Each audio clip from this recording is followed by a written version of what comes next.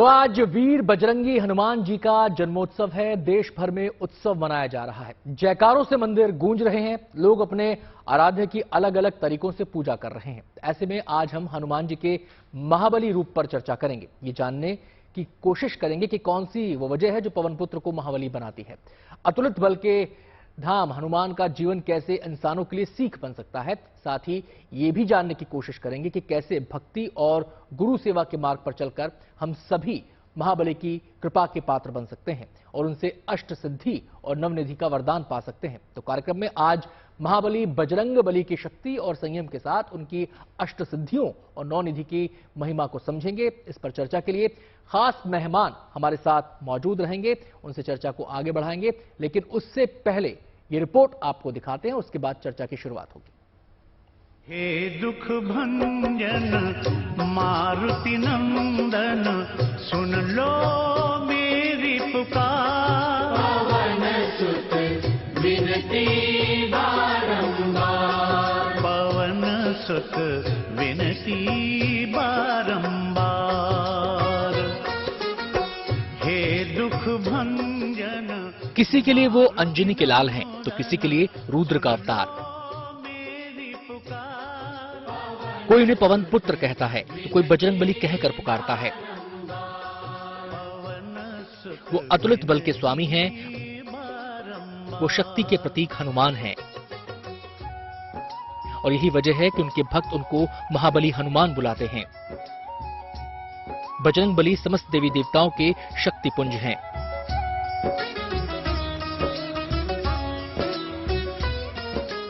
हनुमान जी के बचपन की एक कथा आती है कि हनुमान जी ने सूर्य को फल समझ करके निगल लिया था और बाद में इंद्र के वज्र के प्रहार से जब हनुमान जी बेहोश हो गए तो बाकी सारे देवी देवता वहां उपस्थित हुए और सबने अपनी अपनी शक्तियां हनुमान जी को प्रदान की। एक कारण तो यह है कि सारे देवी देवताओं की जो सम्मिलित शक्तियां हैं वो हनुमान जी के अंदर पाई जाती हैं, इसलिए वो महाबली हैं। माता सीता को खोजते हुए हनुमान लंका पहुंचे, तब जानकी ने हनुमान को अमरता का आशीर्वाद दिया था। इस तरह सूर्य देव ने अपना 100वां अंश बजरंग बली को दिया, इसलिए उनके सामने कोई टिक नहीं पाता। किसी भी अस्त्र शस्त्र का हनुमान पर कोई प्रभाव नहीं होता। ये वो शक्तियां हैं जिनसे महाबली हनुमान का जन्म होता है, लेकिन वीर बजरंगी की ताकत का केंद्र हैं उनके आराध्य। यही वो नाम है जो हमेशा उनकी जुबान पर रहता है। भगवान और भक्त का ये अनन्य प्रेम ही अतुलित बलधामा की शक्ति का केंद्र बिंदु है। उनके बल की जो स्रोत हैं, उनके बल की जो ताकत है वो श्री राम हैं। अपने इष्ट के साथ इतनी ज्यादा भक्ति और अपने इष्ट के साथ इतना ज्यादा जुड़ाव उनको महाबली बनाती। बल और संयम का संतुलन बनाते हैं अपने इष्ट देव की कृपा से। जब आप अपने गुरु के प्रति, अपने ईश्वर के प्रति समर्पित होते हैं और उनका नाम लेकर के अहंकार से मुक्त होकर के काम करते हैं, तो आप अपनी शक्ति का और अपने मन का संतुलन बना पाते हैं। आप भटकते नहीं हैं, आप अहंकार के शिकार नहीं होते हैं। महाबली का जीवन बताता है कि भक्ति के मार्ग पर चलने वाले की हमेशा जय जयकार होती है। वो अपने आराध्य और गुरु की कृपा से परम पद को पा सकता है। तभी तो बजरंग बली अपने भक्तों को अष्ट सिद्धि और नवनिधि का आशीर्वाद देते हैं। ये जो 8 सिद्धियां हैं ये बताती हैं कि अगर आप भक्ति के रास्ते पे चलते हैं तो आपके लिए कुछ भी प्राप्त कर पाना असंभव नहीं है। जिन सिद्धियों को पाने के लिए लोग जन्मों जन्मों तक तपस्या करते हैं, वो केवल भक्ति करने से आदमी को मिल सकती हैं। जपो निरंतर नाम तिहारा, अब नहीं छोड़ूं तेरा द्वारा। हनुमान जी की 9 निधियां संपन्नता को दर्शाती हैं। सच्चे मन से ध्यान और पूजा करने वाले भक्तों को महाबली अष्ट सिद्धि और नवनिधि का उपहार देते हैं। तो आज महाबली हनुमान की शक्तियों को समझने, उनकी सिद्धियों को जानने और निधियों को सहेजने का दिन है। Bureau report, good news today. विनती बारंबार।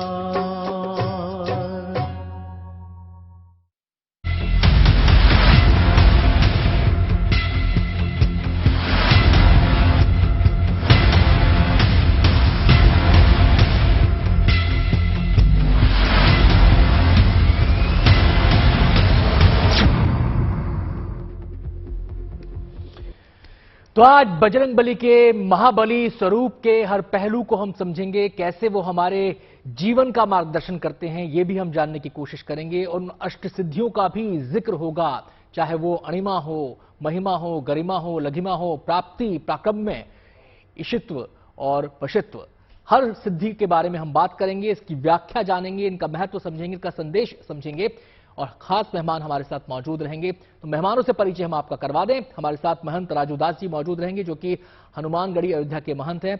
बहुत बहुत स्वागत है राजूदास जी आपका। इसके अलावा हमारे साथ महंत नवल किशोर दास मौजूद रहेंगे, जो कि महामंडलेश्वर हैं निर्माणी अखाड़े से। बहुत बहुत स्वागत है नवल किशोर जी आपका भी। आचार्य विक्रमादित्य हमारे साथ इस चर्चा में शामिल होंगे, और हमारे साथ स्टूडियो में मौजूद रहेंगी नंदिता पांडे जी। सभी मेहमानों का बहुत बहुत स्वागत है। लेकिन चर्चा की शुरुआत करें और उन तमाम पहलुओं को हम छुएं जो हनुमान जी के जीवन से जुड़े हैं और जो हमारे जीवन को संवार सकते हैं, हमारे जीवन को एक नई दिशा दे सकते हैं। उससे पहले मैं महंत राजूदास जी आपके पास आना चाहता हूं, क्योंकि एक दो शब्दों को लेकर आज बड़ी चर्चा चल रही है, जन्मोत्सव को लेकर और जयंती को लेकर। लोगों के जहन में यह सवाल उठ रहा है कि जन्मोत्सव कहा जाए या जयंती कहा जाए, और सोशल मीडिया पर भी दो अलग अलग तरीके से ट्रेंड हो रहे हैं। देखिए, सबकी अपना अपना भाव है।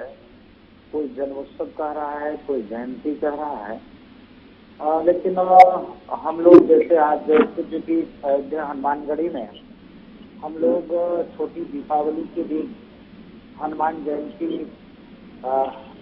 मनाते हैं, और आज पूरे देश में, दुनिया में हनुमान जी का जन्मोत्सव मनाया जा रहा है। पहले तो मंगल कामना, ढेर सारी बधाई जी। जाती रही भावना जैसी प्रभु मूर्त देखी चिंतन की भक्त है, भक्त का भाव है। भक्त अपने अपने भाव से भगवान को भजन करते हैं, मनन करते हैं, याद करते हैं। और महाबली हनुमान कलयुग के प्रत्यक्ष देवता है, अत्यंत जनौने चेराता है। और हनुमान जी महाराज तो ऐसे कल्पतरु देवता है कि जो भी भक्त उनको मन से, भाव से भज लिया हनुमान जी, उसका तत्काल तुरंत कल्याण करते हैं जी। जिस प्रकार देख लीजिए पूरे देश और दुनिया में, चाहे व्यक्ति आकाश में हो, पताल में हो, आसमान में हो, पहाड़ों पे हो। मैं जा रहा था, जगह देखा पहाड़ों पे हनुमान जी की देखो मूर्ति, हजारों भक्त दर्शन और पूजन कर रहे, जबकि वो दुर्गम जगह वहाँ पहुँचना संभव नहीं था जी। लेकिन भक्त वहाँ तक पहुँचे। मैं भी पहुंचा, मैंने कहा भाई इतनी दुर्गम जगह पर तो बताया कि महाराज जी पैदल चल के पहाड़ पर मैं आया हूँ। लेकिन हनुमान जी क्या है कि हनुमान जी अजर अमर है, सदैव है। और हनुमान जी अजर अमर होने के साथ साथ निष्काम भाव के भगत भगवान राम के, अनन्य सेवक प्रभु परमात्मा भगवान राम के। तो जिन जिन व्यक्तियों ने भगवान राम के भाव, प्रतिभाव और हनुमान जी को एक बार मनन किया, चिंतन किया, उसका कल्याण है।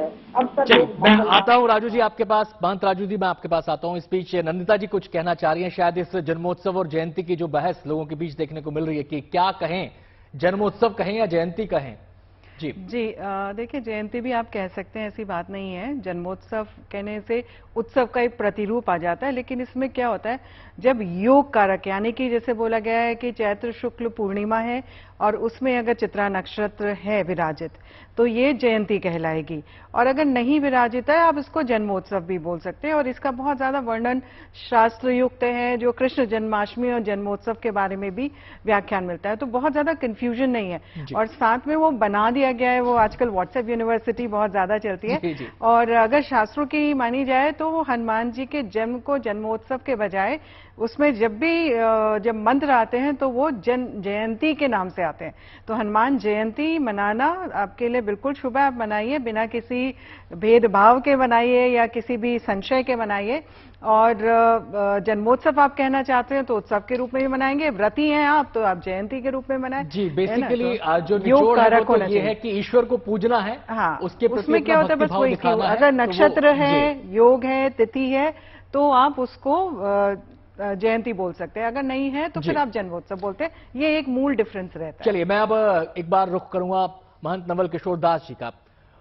महाबली कहा जाता है बजरंग बली को, नवल किशोर दास जी। अब सवाल यह है कि आखिर वो महाबली क्यों कहलाए, वो क्या कारण है जो उनको महाबली बनाते हैं? देखिए बंधु, एक तो क्या होता है, महाशब्द किसके साथ लगता है? जिसको किसी प्रकार की महानता का अभिमान न हो। और हनुमान जी तो स्वयं अपना बल ही भूल जाते हैं। जब जामवंत जी ने हनुमान जी को याद दिलाया, राम काज लग तब अवतारा सुनते भयु पर्वताकारा, तो वास्तव में हनुमान जी मेरा अभिमान है। उनके जीवन में किसी प्रकार का कोई अभिमान नहीं है जी। आज तो अधिकांश लोगों को भक्ति का ही अभिमान हो जाता है, धन का अभिमान हो जाता है, और कई प्रकार के अभिमान है, रूप का अभिमान, बल का अभिमान, धन का अभिमान, भैया के रूप में।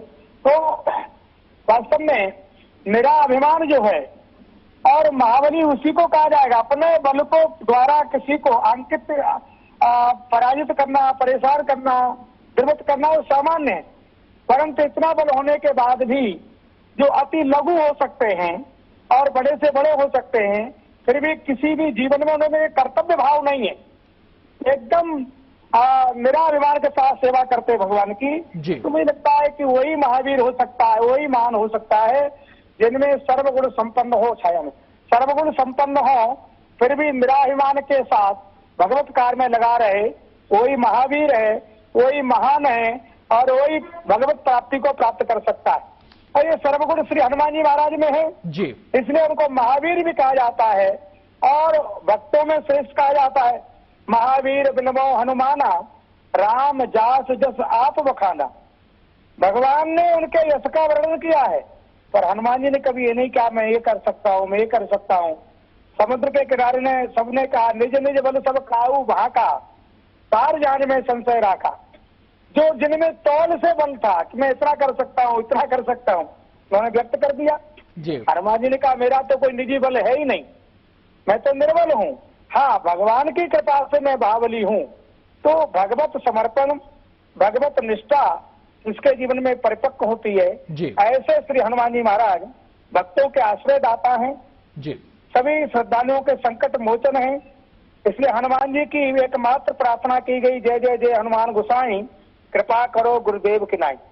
गुरु ही जीवन में ऐसा है जो हमें गरूर से निकाल देता है, जो हमें निराभिमान कर देता है। ऐसे हनुमान जी महाराज जो गुरु स्वरूप भी हैं, हम सबको आत्म बल प्रदान करते हैं और आत्म ज्ञान भी प्राप्त कराते हैं। ऐसे हनुमान जी महाराज के प्रागट्य के अवसर पर, उनके जन्मोत्सव पर आप सबको बहुत बहुत हृदय की गहराइयों से बधाई।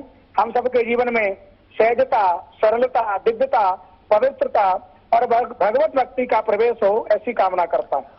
महंत नवल किशोर दास जी, बहुत ही सुंदर तरीके से आपने उनके महाबली स्वरूप की व्याख्या की है और बहुत सुंदर तरीके से समझाया। मैं आचार्य विक्रमादित्य जी का यहाँ पर रुख करना चाहूंगा।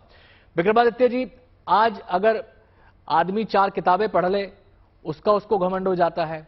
आज कोई शख्स अगर 4 दिन जिम चला जाए तो वो अपने आप को बाहुबली समझने लगता है। अगर कोई आदमी 4 पैसे कमा ले तो उसको धन का घमंड हो जाता है। तो कहने का मतलब यह है कि ताकत पर तमीज की लगाम और शक्ति पर संयम का जो नियंत्रण है वो होना जरूरी है, और ये शायद हमें हनुमान जी से बेहतर, उनके व्यक्तित्व से बेहतर कहीं देखने को नहीं मिलता। जी बिल्कुल अनंत जी, हनुमान जी वास्तविक तौर पर प्रत्यक्ष देवता है, अजर अमर है। हमारे यहाँ अष्ट चिरंजीवी कहे गए, अश्वत्थामा बलिर्व्यास हनुमानश्च विभीषण कृपा परशुराम च मार्कंडे च अष्टम, ये अष्ट चिरंजीवी कहे गए। ये सदा इस पृथ्वी पे रहने वाले हैं, और हनुमान जी कृपा तो हर व्यक्ति, हर जितने भी भक्त हैं उन सबने कभी ना कभी देखी है। और वास्तविक तौर पर इस कलिकाल में जिस प्रकार से वर्णन यहाँ तुलसी बाबा ने किया है, उससे सुंदर वर्णन तो शायद ही कहीं हो सकता है। अतुलित बलधामम हेम शैलापतिमम तनुजवन कृशानम, यानी सुंदर तरीके से जिस प्रकार से तुलसी बाबा ने वर्णन किया, मनोजमम मारुतुल्य वेगम जितेंद्रियम धीमताम वरिष्ठम वातात्म जम्मान, यानी सब जगह मुख्य उनको बता दिया। वास्तविक तौर पर उनकी कृपा जिसपे हो जाती है, भगवान की कृपा का माध्यम अपने आप बन जाता है। इसलिए सर्व सरल हनुमान जी को साधना बड़ा आसान है। तो हनुमान जी को साधना करने का सबसे बढ़िया तरीका है कि उनके सीधे साधे पाठ को पढ़ ले। अभी बाबा जी हमारे सामने नवल किशोर दास जी बोल रहे थे, जय जय जय हनुमान गोसाई कृपा करहु गुरुदेव की नाही। उनसे पूछा, कहा गया, सवाल किया, कृपा करहु गुरुदेव की नाही। आखिरी उसकी अंतिम उसकी अगली लाइन में बोला जाता है, जो शतबार पाठ पढ़ जोई छोटे बंद महासुख होई। तो इससे सुंदर तरीका तो हो ही नहीं सकता, सीधा साधा तरीका है। अपभ्रंश भाषा में लिखी हुई इस हनुमान चालीसा का पाठ किसी भी रूप में अन्य श्रद्धा के साथ उल्टा पढ़ो, सीधा पढ़ो, गलती करो। वेद मंत्र में तो गलती हो जाती है, वो अक्षम्य हो जाती है, लेकिन हनुमान चालीसा तो ऐसा साबर मंत्र है, सिद्ध मंत्र है कि अपभ्रंश अवधि भाषा में लिखा हुआ है कि जैसा मर्जी पढ़ लो तो उसके द्वारा हनुमान जी की प्रत्यक्ष कृपा अवश्य हो जाती है। और जो अष्ट सिद्धि की बात करते हैं वो सब हनुमान जी की कृपा से बहुत सुलभ है और बड़े बड़े लोगों ने सिद्धि प्राप्त करी है। आपके सामने बहुत सारे एग्जाम्पल्स समय समय पर आते रहते हैं, उन सब ने हनुमान जी की कृपा से ही ये सब सिद्धियां प्राप्त करने का बड़ा सुलभ मार्ग प्राप्त किया है। चलिए विक्रमादित्य जी आपके पास आते हैं, हम सीधे नंदिता जी का यहाँ पर रुख होना चाहेंगे। तो हनुमान जी के महाबली स्वरूप की बात हम यहाँ पर कर रहे हैं नंदिता जी। महाबली स्वरूप हमें संदेश क्या देता है? केवल हम उसको शारीरिक बल से ही देखें या आत्म बल से भी उसको देखें, और जो हमारा बौद्धिक बल है उससे भी हम उसको देखें, जो आध्यात्मिक बल है उससे भी उसको जोड़कर देखा जाए, और जो आस्था है, जो आस्था का बल है, जो भक्ति का बल है, उससे भी उसको जोड़ा जाए? देखिए हमारे वैसे भी पंच कोश होते हैं और साथ में बहुत सारी बॉडीज होती हैं, जैसे इंटेलेक्चुअल बॉडी हो गई, ऑरिक बॉडी हो गई, माइंड। तो हमारे लेयर्स होते हैं, ऑरा के भी लेयर्स होते हैं। जब तक का आप जत पिंडे तद ब्रह्मांडे होता है, यानी कि जहां आपका पिंड है समस्त ब्रह्मांड समाया हुआ है। तो जितनी भी सिद्धियां हैं वो जब तक का सारी लेयर्स में, चाहे वो आपकी बौद्धिक स्तर पे हो या फिर आपकी आत्मीय स्तर पे हो, भावनात्मक स्तर पे हो, फिजिकल लेवल पे हो, शारीरिक बल जो आपने बोला, हर तरीके से। और ये योग और सिद्धि और बिल्कुल भक्ति के भाव से जब आप आगे बढ़ते हैं तब आप इन सिद्धियों को हासिल कर सकते हो। और हनुमान जी तो सबसे, वो एक मंत्र है कि मनोजवम मारुतुल्य वेगम जितेंद्रियम बुद्धिमताम वरिष्ठम वातात्मजम वानरयुत मुख्यम श्री राम दूतम शरणम प्रपद्ये।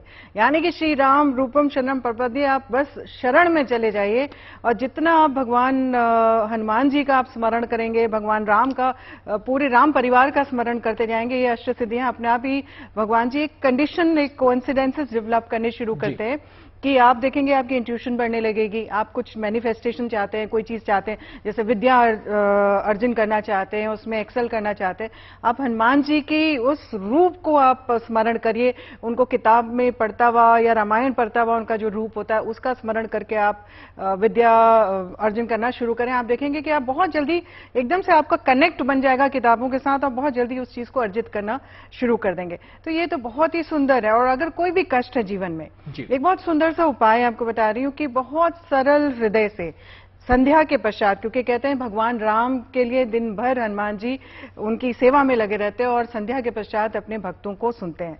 तो आपने चमेली के तेल का दिया जलाना है और आपने उनके बिल्कुल मैग्निफिसेंट रूप जिसे बोलते हैं ना, कि बिल्कुल बिल्कुल प्रभावशाली बलि रूप जिसमें उन्होंने लंका दहन किया था, उस रूप का स्मरण करना है और उनका आवाहन करना है कि हे ईश्वर, आप इसी रूप से मेरी मदद करिए जैसे आपने भगवान राम की मदद की थी।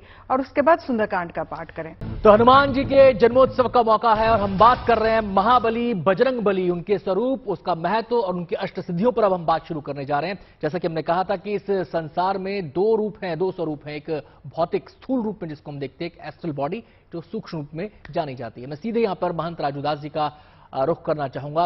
राजूदास जी, सिद्धियों पर हम बात करना चाह रहे हैं। जो सिद्धियों का जिक्र होता है तो अणिमा महिमा का जिक्र यहां पर आता है, इसके बारे में हमें बताएं। अणिमा के बारे में कहा जाता है सूक्ष्म रूप धारण कर लेना, महिमा के बारे में कहा जाता है विशाल रूप धारण कर लेना। ये दोनों सिद्धियां क्या संदेश देती हैं और क्या है इनका पूरा सार?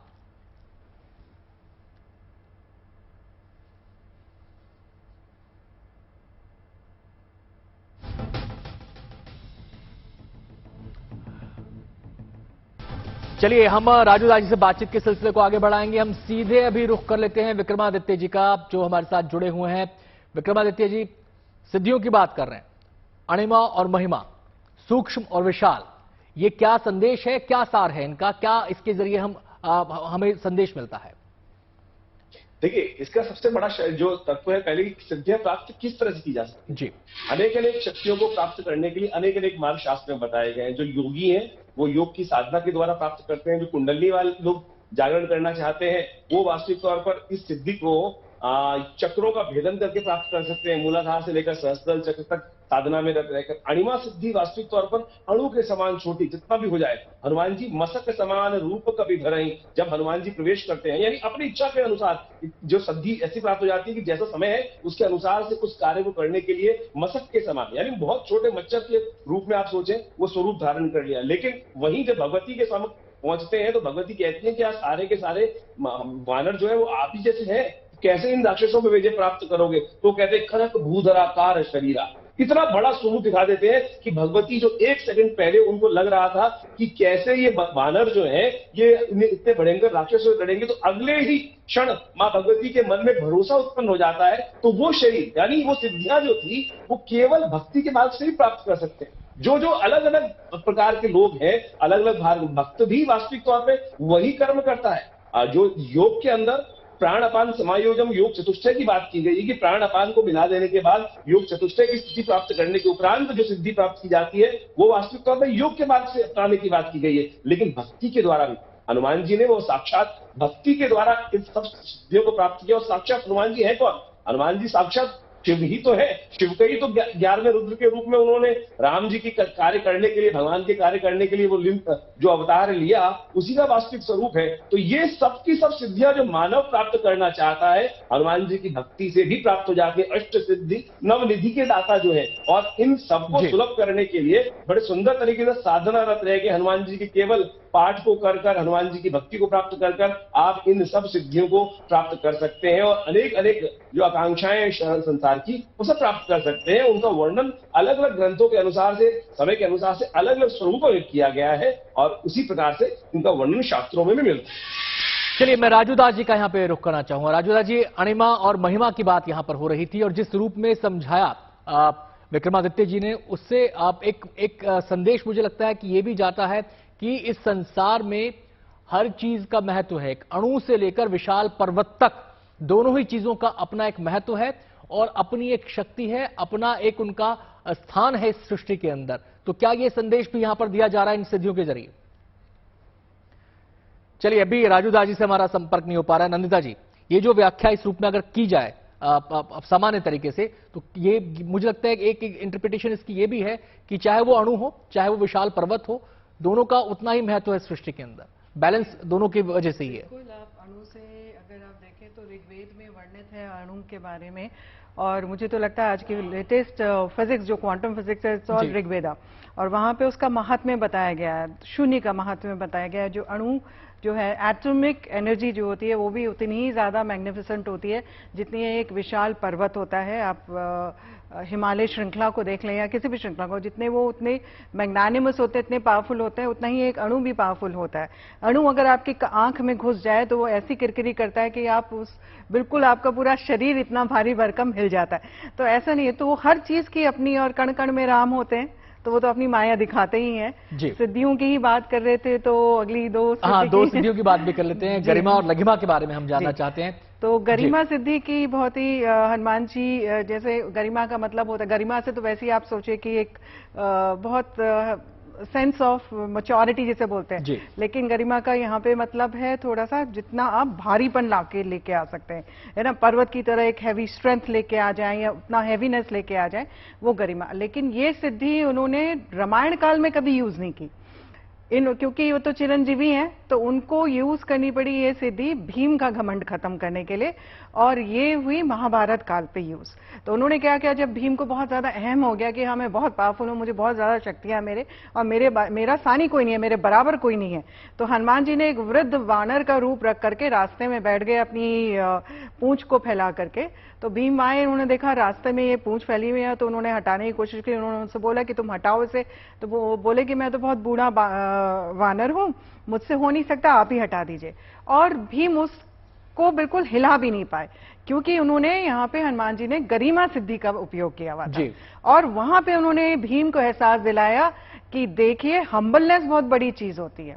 अगर आप बिल्कुल सॉफ्टनेस रखें, आपकी जो भी सिद्धियां हैं, ये हनुमान जी ऐसा कर सकते थे कि इतनी सिद्धियों के ज्ञाता होने के बावजूद इतनी हम्बलनेस उनके अंदर थी। तो यही एक सीख गरिमा सिद्धि दिखाती है। और फिर गरिमा के बाद लघिमा सिद्धि है। लघिमा सिद्धि इसकी बिल्कुल ऑपोजिट है, एक रूई के फाही की तरह बिल्कुल जो होते सॉफ्ट और हल्के हो जाते, ये सिद्धि भी उन्हें प्राप्त थी। और ये सिद्धि उन्होंने कहाँ यूज की, ये सिद्धि यूज की उन्होंने लंका में, और कहाँ पे, अशोक वन पे, जब अशोक के पेड़ के ऊपर पत्तों में वो बैठे, और वहां से बैठ के उन्होंने माता सीता को देखा, और वहीं से उन्होंने माता सीता से वार्तालाप किया। उन्होंने बताया कि मैं रामदूत हूं और ऐसे है ऐसे है, तो वो हल्के होके, ताकि कोई और उनका वहां पे एक प्रेजेंस को पहचान नहीं फील पाए, ही ना कर सके। फील ही ना कर सके। जी। तो ये सिद्धि उन्होंने वहां पे उपयोग में लेके आई। तो हनुमान जी तो बहुत ही मतलब कंप्लीट पर्सन, जैसे होलसम पर्सन बोलते हैं, वो हैं भगवान हनुमान। और जितना उनका स्मरण करें, जितना उनसे उनकी शरण में जाएं, उतना ही कम है। मैं नवल किशोर दास जी का यहाँ पे रुक करना चाहूंगा। आप गरिमा सिद्धि, लघिमा सिद्धि की बात हो रही थी, और ये इनसे जुड़े जो प्रसंग हैं वो तो हम जान ही रहे हैं, लेकिन इनका संदेश हमारे जीवन में क्या, इनका संदेश हमारे जीवन में है नवल किशोर दास जी? अगर हम गरिमा सिद्धि की बात करें, लघिमा सिद्धि की बात करें, इच्छानुसार भार को बढ़ा लेना, इच्छानुसार भार को कम कर लेना, ये हमें, अगर हम अपने सामाजिक जनजीवन में देखें तो इससे हमें क्या सबक मिलता है, क्या संदेश इससे मिलता है?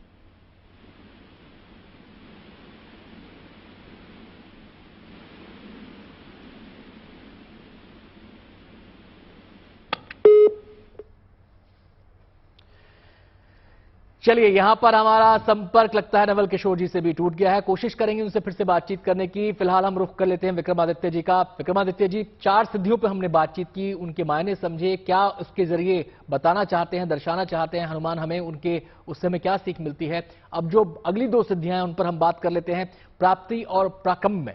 ये क्या संदेश है, इसमें क्या सार छुपा हुआ है?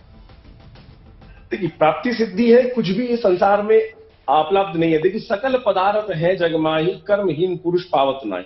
ये सिद्धांत समझ लें कि संसार में सब कुछ प्राप्त है, ऐसा कुछ भी नहीं है जो प्राप्त नहीं है। जो कुछ विचार में मन में सोच सकता है, और वही वास्तविक और प्राप्ति सिद्धि की बात की जाती है कि जिस प्रकार भी आप कर्म के अनुसार, अपनी भक्ति के अनुसार साधना क्या है, वास्तविक तौर पे इस संसार को समझाने का तरीका तो है कि आप जो कुछ प्राप्त करना चाहते हो, जो कुछ प्राप्त करना चाहते हो, वो सबका सब अपने कर्म के अनुसार, भक्ति के अनुसार से, साधना के अनुसार से उसको प्राप्त कर सकते हो, जिस भी इच्छा को। लेकिन अब इच्छा, केवल इच्छा रही और कर्म नहीं किया तो प्राप्त नहीं होगा। हनुमान जी कर्म प्रधान है, हर चीज को उन्होंने सोचा। यहाँ विचार ही विचार, कई जगह तो क्या होता है कि विचार ही विचार चलता रहता है, हम करेंगे, हम देखेंगे, हम होगा, कैसे होगा, कब होगा। अरे कर्म करो ना, जहां कर्म करने का अधिकार है, फल की इच्छा तो करने की बात ही नहीं की गई ना। फल की कर्मण्यवाधिकार से मां बलेषु कदाचन, इसका अर्थ समझाने की बात की गई है कि कर्म करने का अधिकार है, फल का की प्राप्ति आपके हाथ में नहीं है, और फल आपके प्राप्ति आपके हाथ में नहीं है।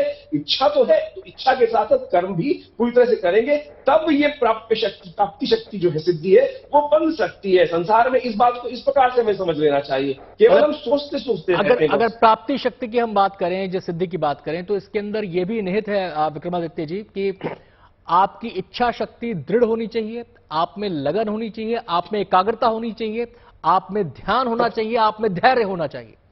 बिल्कुल, ये सब चीज नहीं होगी तो प्राप्त कैसे हो पाएगा? इसके लिए छोटे छोटे साधन है। इसलिए साधना जब सिखाई जाती है, हम लोग बचपन में जब साधना सीखने का प्रयास करते थे तो छोटे छोटे प्रकल्प हमें सिखाए जाते थे कि जैसे छोटे छोटे के द्वारा केवल छोटी सी इच्छा, एक बात करें, उसके ऊपर विचार करने का प्रयास करें, धीरे धीरे अपने त्राटक का अभ्यास जब कराया जाता है, वो इसी चीज को समझा के कराया जाता है। सामने विचारों का घेरा बना दिया जाता है, सामने उससे एक चींटी बाहर, उस विचार से बाहर ना निकले। धीरे धीरे इस शक्ति को कॉन्फिडेंस के साथ डेवलप करने के लिए छोटे से, जब मैं पढ़ता था, मुझे याद है कि मेरे गुरु ने मुझे सिखाया कि सपोज आप एंटरटेन में, आपको रसगुल्ला बहुत अच्छा लगता है और रसगुल्ले खाए बिना आप रह नहीं सकते, सामने रसगुल्ला आए तो आप जैसे ही रसगुल्ला अपने सामने आए उसको छोड़ने का पीछा करो। जब तक आप त्याग नहीं करोगे, दमन नहीं करोगे, तब तक ये शक्तियां आपको प्राप्त नहीं हो सकती। तो इसको बड़े सांसारिक तौर पर बड़े आसानी से नहीं, बड़े अनेक अनेक उदाहरणों के द्वारा धीरे धीरे मन को समझाना पड़ता है, तब जाके ये शक्ति। लेकिन आमतौर पर हम छोटे छोटे प्रयोगों से हम अपने जीवन में इसको उतार सकते हैं, सिद्धि को प्राप्त कर सकते हैं। आपने रसगुल्ले का एग्जाम्पल दिया,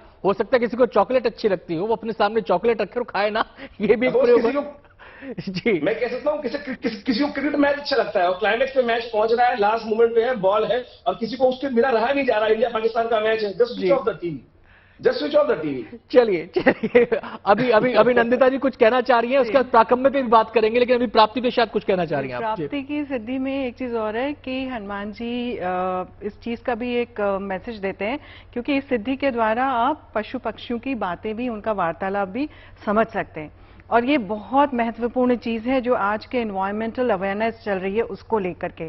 तो आज की तारीख में अगर हमें हनुमान जी से शिक्षा लेनी है, इस बात को भी समझना जरूरी है, जैसे पशु पक्षी बोलते हैं एंड दे वेरी इंटेलिजेंट। अगर आप उनको गौर से देखें, आप पेड़ पौधों से भी बात करें, तो आप धीरे धीरे देखेंगे उनका रिस्पॉन्स लेवल आपकी तरफ आना शुरू हो जाता है। और ये सिद्धि अगर आपको प्राप्त हो जाए तो आप फिर ये this world will become a better place to live in, यानी कि यहाँ पे हम संसार में बहुत सारी चीजों को समझने की कोशिश करेंगे, उनको संभालने की कोशिश करेंगे, उनको संचित करने की कोशिश करेंगे ताकि वो बिल्कुल एक्सटेंशन में ना जाए।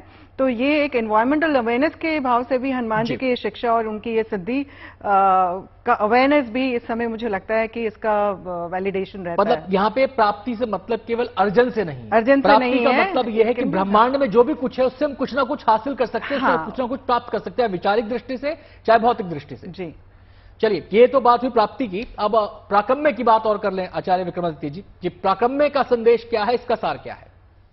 देखिए, प्राकम्य का वास्तविक तौर पर बात क्या है कि मन की बात को पढ़ना, सामने वाले की बात पढ़ लेना, इच्छा समझ लेना। अब व्यक्ति अपने अपनी स्वांतता स्वभाव की बात समझता है। इस संसार में हर व्यक्ति की क्या क्या इच्छाएं हैं, सामने वाला क्या सोच रहा है। सोचें, प्राकम्य की सामने वाले के मन के भाव को पढ़ लेना, ये वास्तविक तौर पे एक साइकोलॉजिकल लेवल पे हमें समझना पड़ेगा।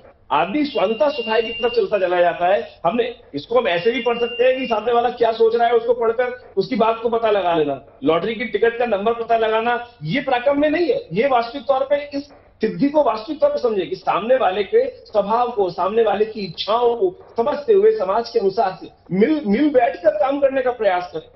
इस सिद्धि को ऐसे नहीं कि केवल मैं ही हूं, मैं ही साधना कर रहा हूं, नहीं भाई, सब समान है, हर एक की इच्छाएं, हर एक को तवज्जो देने की जरूरत है, सबको बराबर रखने की जरूरत है। इन सब शक्तियों को वास्तविक तौर पे हम चमत्कारिक ढंग से प्रेजेंट करने की बात करते हैं। और जो व्यक्ति के सामने बात आती है तो वो यही सोचता है कि भैया इसकी बहुत लंबी चौड़ी साधना करनी पड़ेगी, लेकिन सरलता से सबके बात की, मन की बात, सबका मन, मेरे को लगता है अधिकतर लोग इस संसार में कल्याण ही चाहते हैं और ऐसा कोई नहीं है कि जो, लेकिन मोस्टली स्वांतता सुखाई की बात करते हैं जी। लेकिन सर्वे भवन्तु सुखिनः, सर्वे सन्तु निरामया, सर्वे भद्राणि पश्यन्तु मा कश्चित् दुःखभाग् भवेत्, इस बात को लेकर केवल सनातन पद्धति ने ही विकास किया। लेकिन और हमें आचार्य जी, लेकिन आचार्य जी, जब प्राकम्य की बात आई है कि मन की बात को समझ लेना, अब इसके तो दोनों ही प्रयोग हो सकते हैं, नेगेटिव भी हो सकता है, पॉजिटिव भी हो सकता है। हर चीज का नेगेटिव और पॉजिटिव यूज है। जी जी, nuclear energy can be used for, उसी पर मैं आ रहा हूं कि जब बात नेगेटिव पॉजिटिव की आती है तो एक साधारण मनुष्य का जो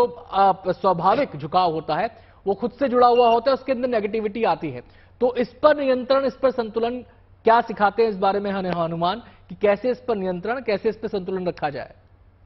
इसके लिए संतुलन रखने की सबसे पहले आवश्यकता है भक्ति की। जी, भक्त को ही प्राप्त होंगे। अगर ये योगी जो है, अगर रावण को प्राप्त हो, यही सिद्धियां रावण को भी प्राप्त हुई, वो राक्षस बन गया।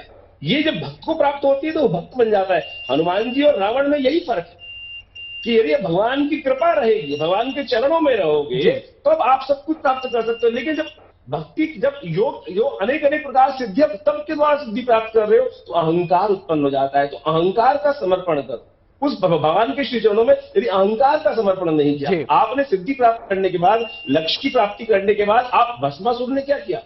हम अपने भस्मासुर स्वयं उत्पन्न करते हैं। भगवान से सिद्धि प्राप्त करने के बाद भगवान के ऊपर ही हाथ रखने का प्रयास किया कि मैं ही आपको सबसे पहले भस्म कर दूं और आपके पास को छीनने का प्रयास। नंदिता जी कुछ, वो भूल, जी नंदिता जी कुछ कहना चाह रही हैं? जी, प्राकम्य का बहुत अच्छा उदाहरण दिया विक्रमादित्य जी ने, लेकिन इसके साथ मैं कुछ और ऐड ऑन इसमें करना चाहूंगी। देखिए, जो सिद्धियां भी होती है ना, अगर हम योग के दृष्टिकोण से देखें, कुंडलिनी जागरण के दृष्टिकोण से देखें, तो प्राकम्य सिद्धि का जो ध्यान होता है वो हमारा आज्ञा चक्र में आ जाता है, जो आपका थर्ड आई चक्रा भी या ब्राउ चक्रा भी बोलते हैं। और यहां से शुरुआत होती है ट्रांसेंडेंटल मेडिटेशन की या फिर आउटर बॉडी एक्सपीरियंस की। और प्राकम्य सिद्धि का ये मतलब होता है आप शरीर से बाहर निकल के आकाश के ऊंचाइयों तक पूरे ब्रह्मांड में भी ट्रैवल कर सके और पाताल के अंदर सबसे डीपेस्ट लेवल पे भी जाके आप ट्रैवल कर सके। साथ ही साथ आप पानी में, जल में जितना रहना चाहें आप रह सके। ये एक मैं इसका भावार्थ बता रही हूँ प्राकम्य सिद्धि का। और इसी के साथ साथ हनुमान जी को जो चिरंजीवी जो अवस्था है वो इस सिद्धि की वजह से मिली है, प्राकम्य सिद्धि की, क्योंकि वो जो भी चाहते हैं उस चीज चीज को लंबे समय तक आप उसको अर्जित कर सकते हैं। और जैसा विक्रमादित्य जी ने बताया कि आपको अपना अहंकार छोड़ करके उसमें जो भी सिद्धियां आप ले रहे हैं उसका पॉजिटिव लेना है, नेगेटिव नहीं लेना है। पॉजिटिव लेके रखेंगे तो आप और आगे ग्रो करेंगे और बहुत सारी चीजें आपकी चिरस्थायी रहेंगी, नहीं तो ये भी निकल के चले दो जाएंगे। सिद्धियां और है नंदिता जी, इशित्व और वशित्व, इसके बारे में थोड़ा सा हमें और व्याख्या मिल जाए तो उसके बाद फिर हम समापन की दिशा में आगे बढ़े। जी, इशित्व का मतलब होता है ईश्वर के जैसे हो जाना। तो ये आपके क्राउन चक्र यानी कि सहस्त्रार चक्र में जब आप स्थित आ जाते हैं, आप ईश्वर में लीन होना शुरू हो जाते हैं और इशित्व की प्राप्ति करते हैं। और इस सिद्धि के सामने जब आप आते हैं तो आप किसी भी चीज को लेकर के आप जो एवर लास्टिंग लविंग एनर्जी जिसे बोलते हैं, अनकंडीशनल लविंग लाइट, तो उस तरह की एनर्जीज में आप फ्लोट करने लगते हैं। तो वैसे ही एनर्जीज को आपको देखिए ये मानना है, ये जानना है कि हनुमान जी की जो एनर्जीज हैं उससे आप क्या सीख सकते हैं, उससे आप क्या कर सकते हैं। तो आप जब किसी को यहां पे एनर्जी आती है फॉरगिवनेस की, यानी कि माफ कर दीजिए दूसरों को। अगर किसी ने आपको कष्ट दिया है, आप उसको अगर माफ कर देंगे तो आप उस कार्मिक बंधन से कट के ऊपर उठ जाएंगे और ज्यादा ईश्वर में लीन होते जाएंगे और एक ईश्वरत्व की प्राप्ति जो होती है, शत्व की प्राप्ति जिसे बोलते हैं, वो आप वननेस विद द डिवाइन वो होने लगती है। एक मैं कमेंट यहां पे विक्रमादित्य जी से लेना चाहूं, वशिष्ठ के ऊपर सर आपका आखिरी कमेंट वशिष्ठ के ऊपर। उससे पहले मैं ईश्वर शक्ति को समझ लें कि हमारे यहाँ जब साधना की जाती है तो 3 तरह के वाक्य आते हैं, कोहम, देहोहम, सोहम। कि मैं सबसे पहले विचार मन में आता है मैं हूं कौन, तब हमको सबसे पहले भान होता है कि देह हूं मैं। फिर वास्तविक तौर पे लगता है कि सबसे पहले मन में आता है कोहम, कौन हूं, फिर कहता है देहोहम और फिर कहता है सोहम, उस परमात्मा के समान। कि यानी जो ब्रह्म की अहम ब्रह्मास्मि की जो बात की जाती है वो साधना में समझने की बात है, उसको बहुत अच्छे से बाद में समझने की जरूरत पड़ेगी। वशिष्ठ सर, हाँ वशिष्ठ संक्षेप में जरा समझा दें, समय की कमी है हमारे पास अब। चलिए, व्यक्ति विशेष तौर पर हमें समझ प्राप्त करने की जरूरत यह है कि चाहे वो जानवर हो चाहे वो इंसान हो, क्यों ना हो, सबके अंदर कुछ ना कुछ विशेषता है। उस विशेषता के अनुसार से हमको वास्तविक तौर पर अपनी विजय को प्राप्त करने के लिए समझना है। तो किस प्रकार से हम इस सिद्धि को पढ़ने के बाद अनेक प्रकार से वस्तुओं को आसानी से अपने वश में कर सकते हैं, यानी सबको संसार में अपने वश में किस प्रकार से किया जाता है। और प्रेम के रस के द्वारा कुछ भी ऐसा रस नहीं है कि जिसके द्वारा पूरे संसार को आप मोह सकते हैं। बहुत बहुत शुक्रिया विक्रमादित्य जी, इतनी सुंदर तरीके से इन सिद्धियों के बारे में, महाबली स्वरूप के बारे में समझाने के लिए। नंदिता जी आपका भी बहुत बहुत शुक्रिया। और जो दो हमारे खास मेहमान हमारे साथ शुरुआत में जुड़े, धवल किशोर दास जी और राजू दास जी, उनका भी बहुत बहुत शुक्रिया।